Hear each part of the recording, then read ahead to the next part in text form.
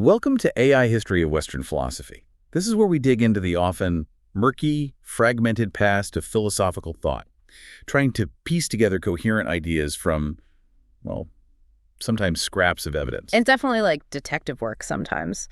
And speaking of piecing things together carefully, we absolutely have to start with our mandatory disclaimer. It's really central to what we're doing here. Yes, absolutely. And let's be very clear about this. AI-generated content, like this discussion, confabulates. It can present ideas as fact when they might not be. We are exploring philosophy, but we aren't real philosophers ourselves. Exactly. The mission of AI History of Western Philosophy, really beyond just pointing you towards the original sources, is to use philosophy as material, almost like clay, to experiment and maybe spark some new ways of thinking. Couldn't have said it better. So today, we're zeroing in on someone who, frankly, doesn't get nearly enough attention, but is absolutely pivotal. Archelaus of Athens. Archelaus, flourishing around 450 BCE, right in the thick of that incredible intellectual ferment of Periclean Athens. A fascinating time. He often gets that label, the last of the Pre-Socratics. Yeah. Sounds neat, tidy, like the end of a chapter. It does sound neat, but it's almost dismissive, isn't it? It makes him sound like an afterthought. But he's so much more than just an endpoint. He's the transition, the bridge. A bridge from what to what exactly? Well, think about the Ionian tradition before him, starting way back with Thales, people like Anaximander and Anaximenes. Their whole focus for what? Over a century? It was physiologia, natural philosophy. Right. What's the fundamental stuff of the universe? Like Archa. Is it water? Air? Something boundless? The cosmos was the big question. Precisely. The nature of reality, the structure of the heavens, the elements. But then you get Archelaus. He takes all that rigorous Ionian science, all that focus on the physical world, and he transplants it right into Athens. And Athens at that time. It's becoming obsessed with something else entirely, isn't it? Not just the stars, but us, humans. Exactly. The nature of the soul, virtue, justice, how society should be organized. That's what Athenians were starting to debate fiercely. And Archelaus, his real philosophical mission was to take that Ionian physics and use it to set the stage, to clear the ground for what comes next, the Socratic revolution. So he's not just importing physics, he's connecting it to these new Athenian concerns. That's the core of his significance, I think, his innovative synthesis. And systematic is the key word here. He didn't just, dabble. He built a system. Yeah. He took a naturalistic cosmogony, how the universe and life physically began, and he didn't stop there. He extended it logically, seamlessly, into an account of how human society started and why our ethical rules are the way they are. Wow. So a unified theory from the Big Bang, or their version of it, straight through to human laws. Pretty much. He makes the physical universe the necessary foundation for understanding social conventions. It's a huge intellectual move. Okay, that sounds incredibly ambitious. But now we hit the wall, the perennial problem with these early figures. The sources, or rather the lack of them. Yeah. We don't have a single word written by Archelaus himself, do we? Not a sentence. Not one surviving fragment we can definitively say is his own writing. Everything we know or think we know comes through later writers. It's filtered through what scholars call the doxographical tradition. Doxography. Reports of opinions. Second-hand, third-hand accounts. Sometimes fourth-hand. And these accounts are often brief summaries, sometimes critical responses, sometimes just anecdotes, written centuries later by people with their own agendas. It means we have to be incredibly careful. We're constantly inferring, comparing, cross-referencing, trying to reconstruct a coherent philosophy from these, frankly, often contradictory puzzle pieces. It demands real caution. Okay, so let's put on our detective hats and examine these sources. You mentioned doxography. Can you unpack that a bit more? Why is it so tricky to rely on these later reports? Sure. Doxography just means the writing down orthography of opinions or doctrines, doxa. It's how most ancient philosophy, especially the early stuff, was transmitted. Later thinkers would compile summaries or critiques of earlier philosophers. Think of it like later encyclopedists or commentators looking back. Okay, sounds useful in principle. It is. Without it, we'd know almost nothing. But the danger is huge. First, these writers are almost never neutral. They have their own philosophical axes to grind, or they're trying to prove a point, maybe connect a heresy to a pagan source, or build a neat lineage, so they select, interpret, maybe even distort the material. Right, they're shaping the narrative. And second, they often weren't working from the original text themselves. They might be summarizing someone else's summary. It's like that game of telephone. The message gets garbled with each transmission, details get lost, nuances disappear, ideas get simplified or twisted. So who are the main transmitters for Archelaus? Here are these filters we have to peer through. You mentioned Diogenes Laertius gives us the most bulk. Right. Diogenes Laertius, writing way later, around the 3rd century CE, he gives us the longest continuous account in his lives of eminent philosophers. He covers the basic supposed parents, the link to Anaxagoras, some key doctrines like the hot and cold, the slime theory, and crucially, that explosive claim that Socrates was his pupil. But he's got a reputation, doesn't he? Not exactly Mr. Reliable. Oh, absolutely not. Diogenes is notoriously uncritical. He loved anecdotes, gossip, witty sayings, biographical tidbits, more than rigorous philosophical analysis. His goal often seems to be creating these neat teacher-student chains. This guy studied with that guy who studied with this other guy. Making connections that might not have been philosophically deep. Exactly. He'd see two people were contemporaries or in the same city and draw a line. But, and this is the paradox, because he wasn't super critical or selective, he often preserved traditions and stories, even seemingly minor ones, that more philosophically rigorous writers might have ignored or dismissed. So, while we have to take his interpretations with a huge grain of salt, he's invaluable for preserving what traditions existed, even the messy ones. Okay, so quantity over quality sometimes, but still essential. What about Hippolytus of Rome? You mentioned him having a very specific agenda. Hippolytus.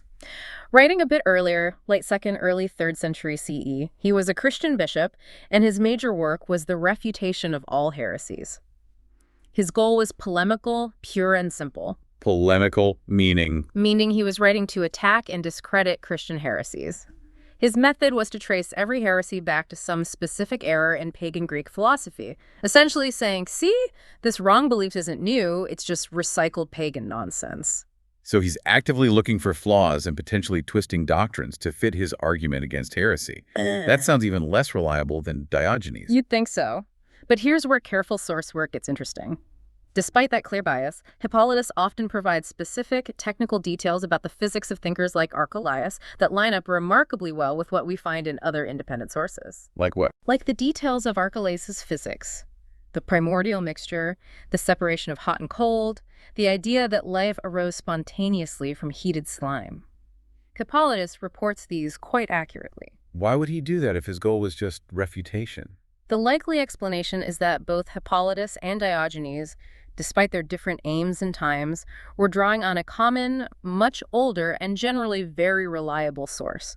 Probably Theophrastus. Aristotle's successor. Yeah. The one who wrote the first systematic history of philosophy. That's the one.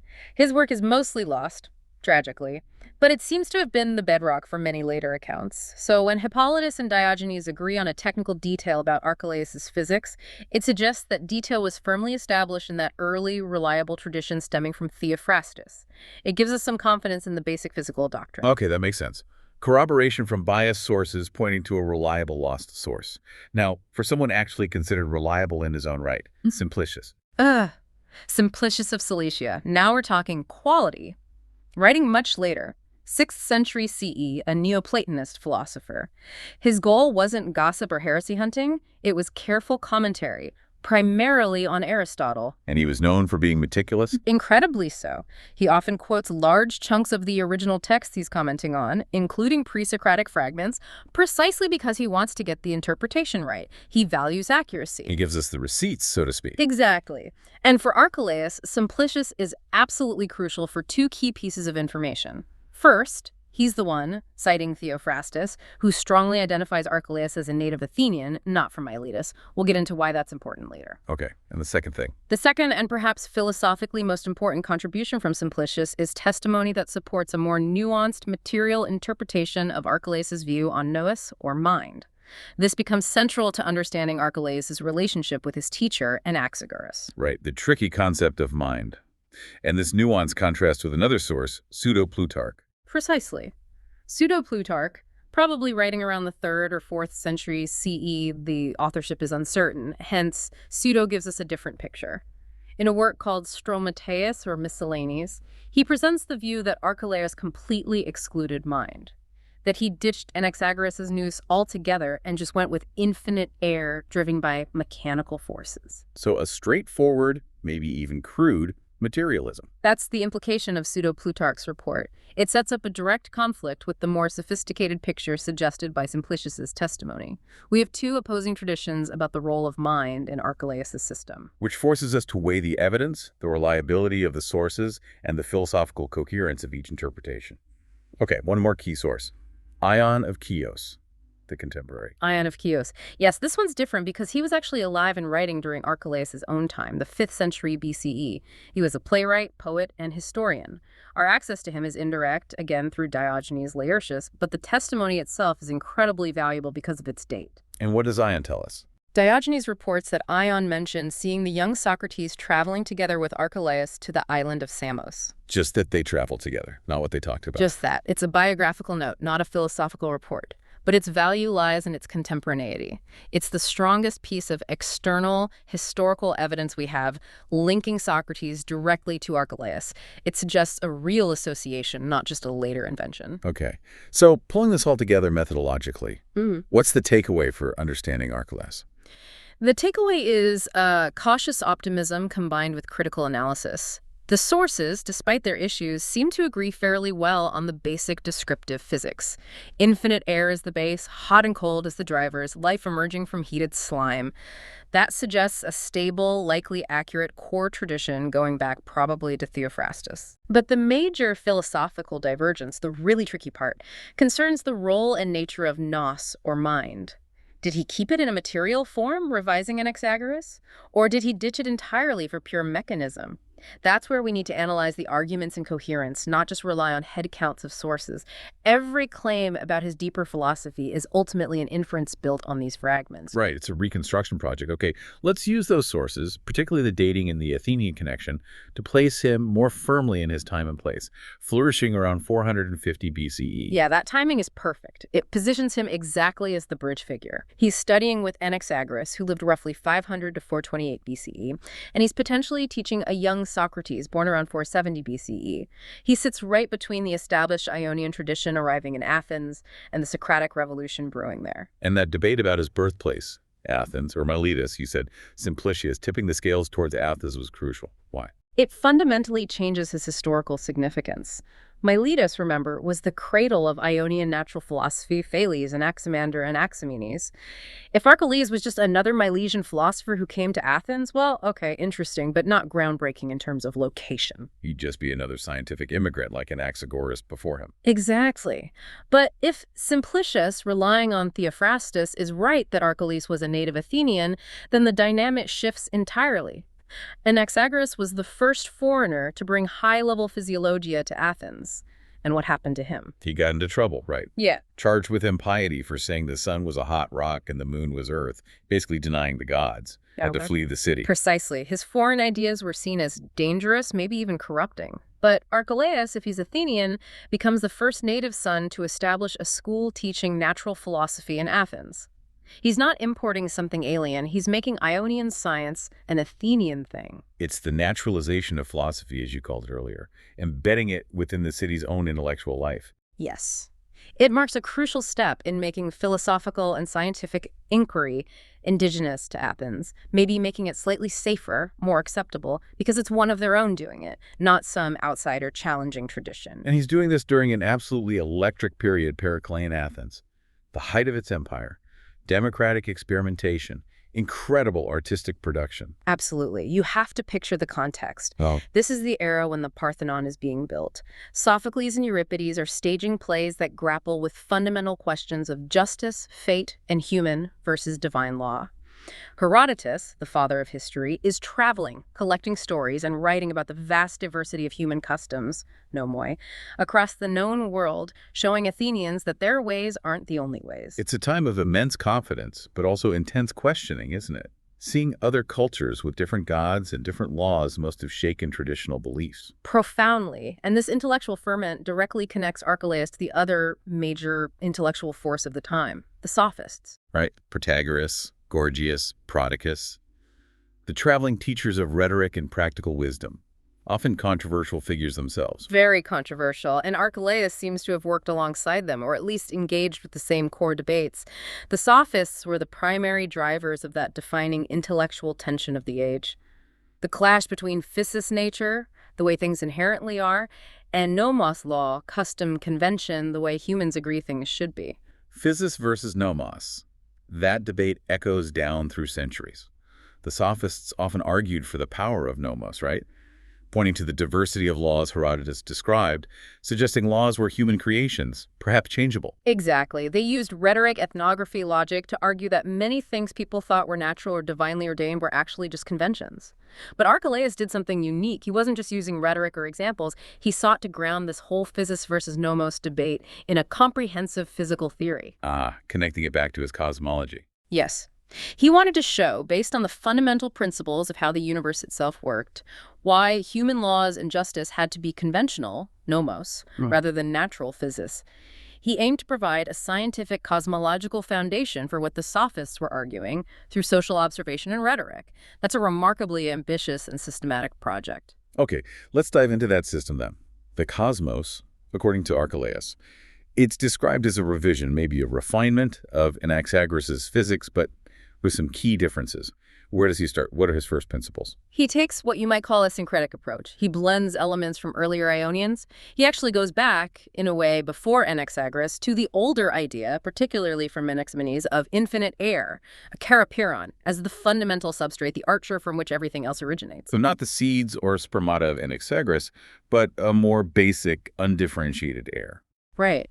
But then he adds the crucial engine of change.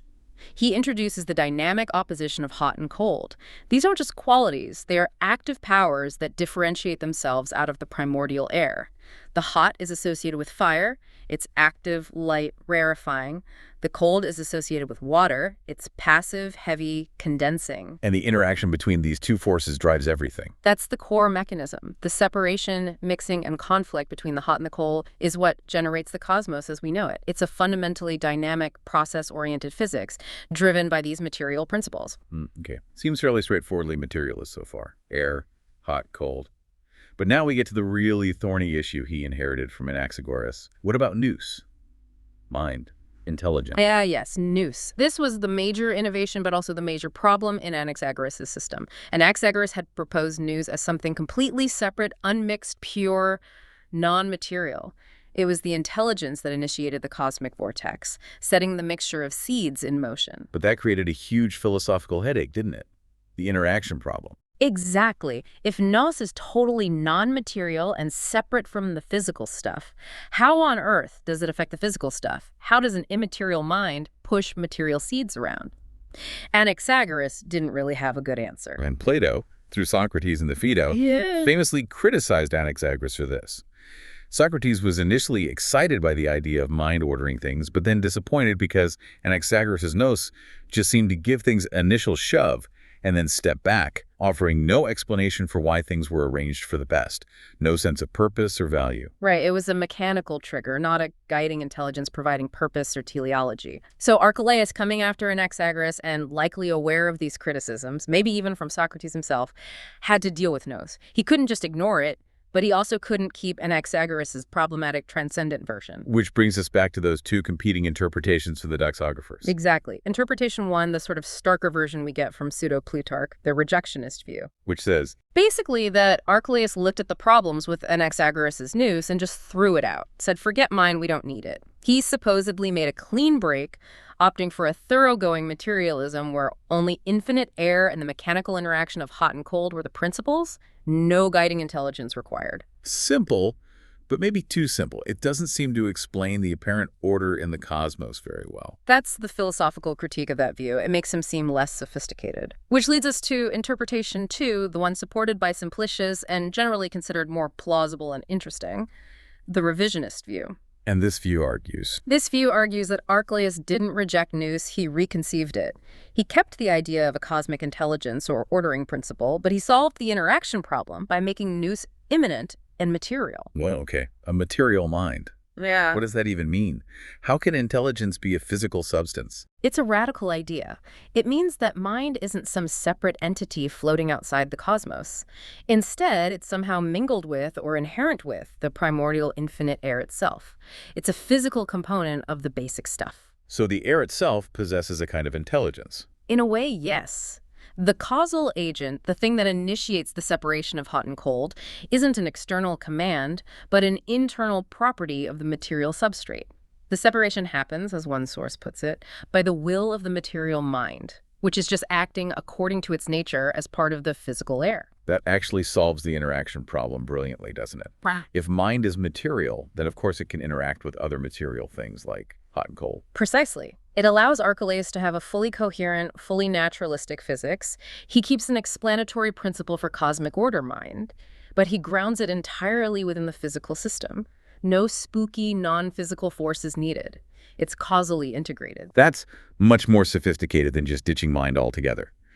He's performing a clever metaphysical adjustment to make the system work without resorting to the supernatural or the inexplicable transcendence that got Anaxagoras into trouble. Exactly. It creates a deterministic, self-contained physical system.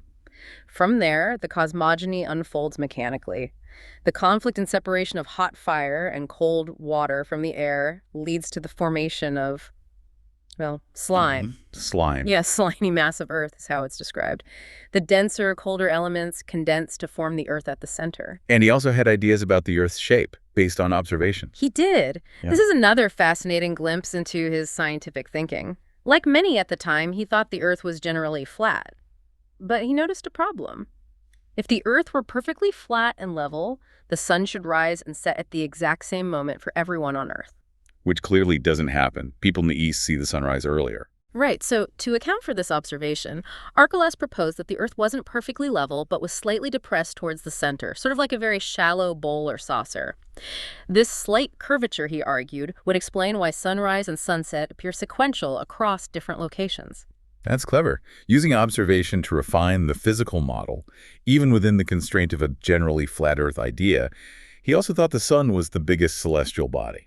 Yes. Sources report he argued the sun was the largest of the heavenly bodies, which was quite advanced thinking for the time, moving away from seeing stars or planets as dominant. It shows a commitment to observation and rational explanation. Okay, so the Earth is formed. It's this slimy, depressed saucer. What about life? How does that fit into this purely physical system? This is the crucial next step, the one that directly connects his physics to his ethics. Abiogenesis. The spontaneous generation of life. Meaning life just pops out of non-living matter. Essentially, yes. According to Archelaus, life wasn't created by gods or introduced from elsewhere. It arose naturally from the Earth itself. As the Earth, initially very moist and slimy, began to be heated by the sun, the hot principle, this interaction generated the first living creatures, animals, and humans included. Sprang directly from the heated mud. From the heated slime, yes. And he even had a mechanism for their initial survival. The Earth itself, in this early stage, supposedly threw off a kind of nutrient-rich slime of the consistency of milk that served as food for these first Earth-born creatures. Wow. Okay, that is a purely naturalistic, non-divine explanation for the origin of all life, including humans. Absolutely. No gods needed. Humans are just another product of the same physical processes, hot, cold, air, slime, that formed the rest of the cosmos. We originate from the same stuff as animals, governed by the same amoral physical laws, and that shared, slimy, amoral origin is the absolute key to understanding his next most radical move. This is the leap, isn't it? Where he takes this starkly materialist origin story and applies it directly to human society, to ethics, to justice. This is why you call him the hinge. This is exactly why. His true originality, the thing that makes him so much more than just the last Ionian physicist, is this direct, systematic extension of his physics into anthropology and ethics. He's one of the very first thinkers we know of who attempts to create a seamless philosophical system connecting the birth of the cosmos to the rules of human society. And the cornerstone of that connection is his most famous or infamous doctrine. His claim about justice, that what is just, to dikaion, and what is base or shameful, to aishron, are not by nature, physis, but by convention, nomos, uphasimio. Not by nature, but by convention. That phrase resonates through all the debates with the sophists. Yeah. But you're saying Archelaus wasn't just stating it as an observation. He derived it logically from his physics. Precisely. It wasn't just, look, the Persians have different laws than the Greeks, therefore laws are conventional. For Archelaus, it was a necessary consequence of his entire cosmological and biological picture. It unfolds in a clear, logical, two-stage sequence. Okay, walk us through that sequence. Stage one. Stage 1 is the realm of physis, established by his cosmology and abiogenesis. Humans, along with all other animals, originate from the same primordial slime. We are fundamentally biological creatures produced by the mechanical interaction of hot and cold acting on moist earth. And crucially, that primordial slime and the physical laws governing it are Amoral, completely amoral. There's no good or bad, just or unjust in the mixing of hot and cold or the drying of slime. These are efficient causes, physical processes, not ethical principles. So our very origin story proves that morality, justice, right and wrong, these are not inherent features of the natural world we sprang from. They aren't built into the fabric of physis. Okay, so if nature itself is amoral, and we share that origin with animals, then there can't be any innate natural moral law that applies universally to humans from the get-go. Exactly. The physics necessitates an amoral starting point for humanity. This leads directly to stage 2, the emergence of nomos. Humans at some point separated themselves from the other animals, not necessarily by leaving the slime pit earlier, but through the development of greater intelligence, foresight, and the capacity for complex social organization. They use their minds, their nose perhaps, even as material. Possibly their material note, yes. They recognized, perhaps implicitly at first, that living together required rules. Since nature provided no inherent moral rules, humans had to invent them. They established laws, customs, political structures, nomoi, to create order, ensure survival, and regulate interactions within their communities. So justice and morality are human inventions, born out of necessity. Yes. The conventionality of justice, nomos, isn't just an opinion. For Archelaus, it's the logical outcome required by the physical premise of our shared non-moral origin, physis. Ethical rules are not discovered in nature. They are constructed by human intelligence as an adaptive response to the challenges of social living in an inherently amoral universe. That is a powerful, systematic argument for conventionalism. It goes way beyond the sophists just pointing out cultural differences. He's saying the very laws of physics demand that human justice be conventional. It's the ultimate grounding. If justice were physis, it would have to be present in the primordial slime. It would apply to animals too. It would be universal and unchanging like the properties of hot and cold. But observation, Herodotus, shows laws vary wildly, and our physical origins are amoral. Therefore, nomos is the only logical explanation. Laws are tools, human creations for human purposes. You can see how this would be incredibly challenging, even threatening, to traditional Athenian society, which often believed its laws had divine origins or reflected some deeper cosmic order. Absolutely. Archelaus provided a rigorous, secular, natural science foundation for the social science arguments of the sophists. It basically says, look, the physicists have shown the universe is just matter in motion governed by mechanical laws. Therefore, your sacred laws are just practical agreements we humans made up. It potentially strips law of its divine authority, making it seem purely utilitarian, perhaps even arbitrary or easily changeable. It moves the source of law from Mount Olympus, or cosmic reason, down into the primordial slime and the subsequent needs of human communities. A profound shift. And this very conclusion that justice is merely a human invention, a convention, a nomos, is precisely the philosophical position that the next towering figure in Athenian thought would dedicate his entire life to refuting. Which brings us squarely to the Socratic enigma. The relationship between Archelaus, the physicist concluding justice is convention, and Socrates, the philosopher, searching for the absolute definition of justice itself. Did Archelaus actually teach Socrates, or is this link just a convenient story cooked up later? It's one of the great what-ifs and interpretive challenges in ancient philosophy. The evidence, as we laid out, pulls in both directions. The case for a real historical connection has some strong points. Primarily that contemporary testimony from Ion of Chios, right? That's the bedrock. Ion, writing in the 5th century BCE, says he saw young Socrates traveling with Archelaus to Samos. It's an eyewitness account from a contemporary. While it doesn't prove a formal teacher-student relationship in the philosophical sense, it strongly suggests they knew each other, associated, spent time together. It makes a connection plausible. And the second piece is that echo in Plato's Phaedo. Yes, that passage where Socrates describes his youthful enthusiasm for physiologia. He talks about being fascinated by questions like how living things come about, and specifically mentions theories about animals being nurtured from some rotting place by the hot and the cold. That sounds uncannily like Archelaus's abiogenesis theory, life from heated slime. It's remarkably close. It implies Socrates wasn't just vaguely interested in natural science. He was familiar with the specific, rather unique biological theories attributed to Archelaus.